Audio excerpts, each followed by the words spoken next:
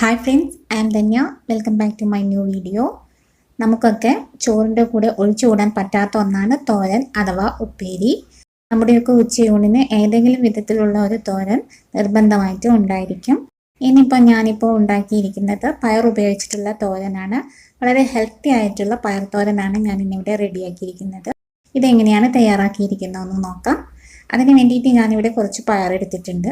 നന്നാക്കി കഴുകി എടുത്തിട്ടുള്ള പയറാണ്. നമുക്കിനി ഈ പയർ നന്നായിട്ട് ചെറുതായിട്ടൊന്ന് കട്ട് ചെയ്തെടുക്കാം. കട്ട് ചെയ്തെന്നൊക്കെ ഓരോരുത്തരുടെ ഇഷ്ടമാണ്. ചിലർ വലിയ ഇതാക്കിയിട്ട് കട്ട് ചെയ്തിട്ടാണ് തോരൻ വെക്കാറുള്ളത്. ഞാനിപ്പോൾ ഇത് ചെറുതാക്കിയിട്ടാണ് അരിഞ്ഞെടുക്കുന്നത്. ഇത് മുഴുവനായിട്ടും നമുക്ക് ഇതുപോലെ തന്നെ ചെറുതാക്കി തന്നെ അരിഞ്ഞെടുക്കാം. ഇനി നമുക്ക് തോരൻ തയ്യാറാക്കാം. തോരൻ തയ്യാറാക്കുമ്പോൾ സാധാരണ നമുക്ക് വറവ് താളിക്കുന്നത് പോലെ തന്നെ ആദ്യം തന്നെ വറവ് താളിച്ചെടുക്കാം. അതിന് വേണ്ടിയിട്ട് ഞാനൊരു ചീൻചട്ടി ചൂടാക്കിയതിൽ വെളിച്ചെണ്ണ ഒഴിച്ച് കടുക് പൊട്ടിച്ചെടുത്തിട്ടുണ്ട്.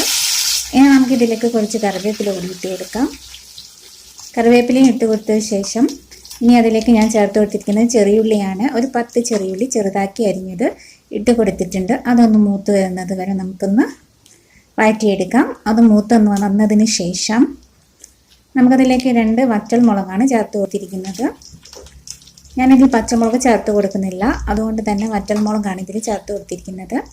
വറ്റൽ മുളകും നന്നായിട്ടൊന്ന് മൂത്തിയിട്ട് വരുമ്പോൾ നമുക്കിവിടെ അരിഞ്ഞു വെച്ചിരിക്കുന്ന പയർ ചേർത്ത് കൊടുക്കാം. പയറും ചേർത്ത് കൊടുത്ത് നന്നായിട്ടൊന്ന് മിക്സ് ചെയ്തെടുക്കാം. നമ്മുടെ പയറും ഈ വറവിലിട്ട് നന്നായിട്ടൊന്ന് മിക്സ് ചെയ്തിട്ട് എടുക്കാം.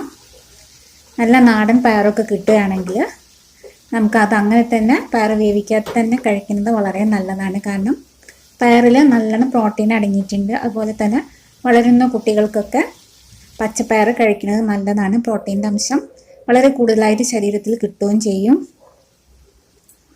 ഇപ്പം ഞാനിവിടെ നന്നായിട്ടൊന്ന് വഴറ്റിയെടുത്തിട്ടുണ്ട്.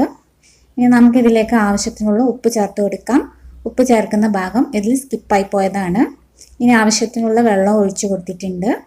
വെള്ളം ഒഴിച്ചു കൊടുത്തു കഴിഞ്ഞിട്ട് നമുക്കിതൊന്ന് നന്നായിട്ട് മൂടി വെച്ചിട്ട് വേവിച്ചെടുക്കാം. ഇപ്പം നമ്മുടെ പയറൊന്ന് നന്നായിട്ട് വെന്ത് വന്നിട്ടുണ്ട്.